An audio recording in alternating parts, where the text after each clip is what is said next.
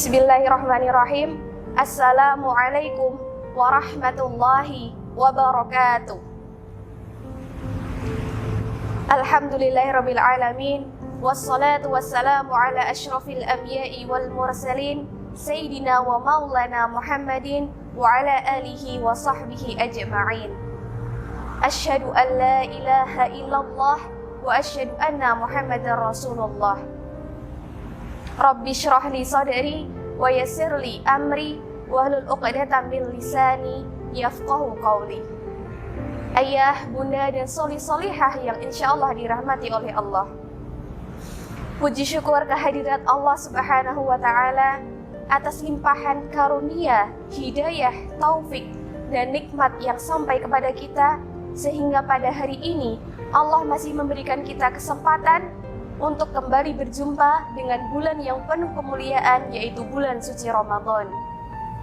Sholawat serta salam kita senantiasa haturkan kepada junjungan kita, sebaik-baik suri tauladan untuk semua umat manusia, yaitu baginda Rasulullah Sallallahu Alaihi Wasallam, yang telah sabar dalam menghadapi berbagai kesulitan ketika berdakwah, dan beliau selalu berjuang dengan penuh kepahlawanan untuk menyebarluaskan agama Islam. Semoga kita semua mampu menjadi bagian dari umat beliau yang senantiasa menjaga dan melaksanakan sunnah-sunnah beliau hingga akhir usia kita. Salah satu di antara hikmah dari ibadah Ramadan yang diamanahkan oleh Rasulullah SAW dalam sebuah hadis yang berbunyi, "Man qama Ramadana imanan wahtisaban ghufira lahu ma taqaddama min dzambih." Barang siapa yang menegakkan Ramadan dengan iman dan dengan ihtisab, maka diampuni dosanya yang telah lalu. Memanfaatkan momentum bulan Ramadan ini, bulan yang lebih baik dari 1000 bulan, bulan yang siapapun ketika melakukan sebuah amal kebaikan, maka pahalanya akan dilipat gandakan oleh Allah Subhanahu wa Ta'ala. Maka pada bulan Ramadan ini, marilah senantiasa kita manfaatkan waktu kita dengan sebaik-baik, dengan sebanyak-banyak beribadah kepada Allah. Ada amalan tarawih atau dalam bahasa Nabi sering disebut dengan qiyamul lail. Rasulullah Shallallahu Alaihi Wasallam tidak pernah sekalipun melewatkan qiyamul lail dimanapun beliau berada, atau bahkan ketika beliau sedang melakukan sebuah perjalanan. Jumlah bilangan tarawih atau qiyamul lail yang dilakukan oleh Rasulullah tidak ada batasannya. Pada zaman Rasul, tarawih dilakukan secara berjamaah hanya pada 3 hari pertama ketika bulan Ramadan. Kemudian dihentikan oleh beliau sebab beliau khawatir umatnya akan menganggap itu menjadi sebuah kewajiban. Kemudian tarawih dilakukan secara berjamaah lagi pada masa pemerintahan Sayyidina Umar bin Khattab dengan jumlah 20 rakaat. Di sini hakikatnya bukan terletak pelaksanaan sholat tarawih, namun bagaimana setiap seorang hamba selalu berusaha mengisi malam-malam ketika bulan Ramadan dengan memperbanyak ibadah, tentunya dengan perasaan ikhlas hanya mengharap ridha Allah Ta'ala. Allah Subhanahu wa Ta'ala berfirman dalam Quran surah Al-Isra ayat 79 yang berbunyi, "Wa minal laili fatahajjad bihi nafilatan lak." Dan pada sebagian malam hendaklah kamu bertahajud sebagai amal tambahan untukmu. Asa ayyab'atsaka rabbuka maqaman mahmuda. Allah pasti akan mengangkatmu pada posisi terpuji.